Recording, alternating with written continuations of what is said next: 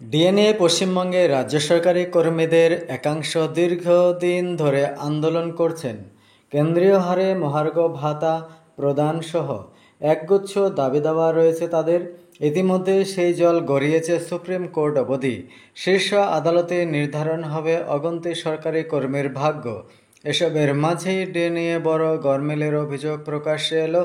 বকেয়া ডিএ মিললেও বাড়ল সরকারি কর্মীদের সমস্যা। পশ্চিমবঙ্গের রাজ্য সরকারি কর্মীরা বর্তমানে ষষ্ঠ বেতন কমিশনের অধীনে 14% মহার্ঘ ভাতা পাচ্ছেন। চলতি বছর মে মাসে রাজ্য সরকারের তরফ থেকে 4% ডিএ বাড়ানোর কথা ঘোষণা করা হয়েছিল। পরবর্তীতে জানানো হয় এপ্রিল মাস থেকে এই বর্ধিত ডিএ কার্যকর হবে। সেই অনুযায়ী রাজ্য সরকারি কর্মীদের 1 মাসের বকেয়া ডিএ পাওয়ার কথা ছিল। এবার তা নিয়েই বেঁধেছে সমস্যা। 1 মাসের বকেয়া মহার্ঘ ভাতা দেওয়ার ক্ষেত্রে ভুল তথ্য প্রদান করা হয়েছে। সম্প্রতি এমনই অভিযোগ উঠেছে।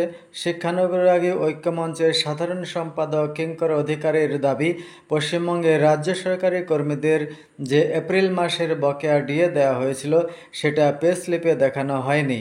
টাকা পাওয়া গেলেও সেটাকে ডিএ এরিয়ার হিসেবে না দেখিয়ে ইন্টেরিয়াম রিলিফ তথা আইআর হিসাবে দেখানো হয়েছে। জুলাই মাসের বেতনের সঙ্গে এপ্রিল মাসের 4% ডিএ এরিয়ার হিসাবে দেওয়া হয়েছিল। এখন কোনো স্কুলের শিক্ষক অথবা শিক্ষাকর্মী পে স্লিপ ডাউনলোড করলে অদ্ভুতভাবে দেখা যাচ্ছে সেই বকেয়া মহার্ঘ ভাতার টাকাকে ডিএ এরিয়ার হিসেবে না দেখিয়ে আইআর হিসেবে দেখানো হয়েছে।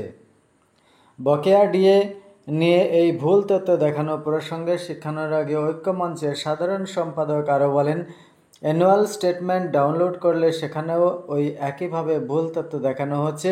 এটি সম্পূর্ণ ভুল তথ্য। শিক্ষা দপ্তরের কাছে আমরা অবিলম্বে এই ভুল সংশোধনের দাবি জানাচ্ছি। পে স্লিপ নানান কাজে ব্যবহৃত হয়, সেখানে এমন ভুল তথ্য একেবারেই কাম্য নয়। ভিডিও দেখার জন্য আপনাদের অসংখ্য ধন্যবাদ জানাই। ভিডিও যদি ভালো লেগে থাকে তাহলে লাইক করুন এবং বন্ধুদের সাথে শেয়ার করুন। আর ভিডিও সাবস্ক্রাইব করুন, কারণ সাবস্ক্রাইব করার জন্য কোনো পয়সা লাগে না।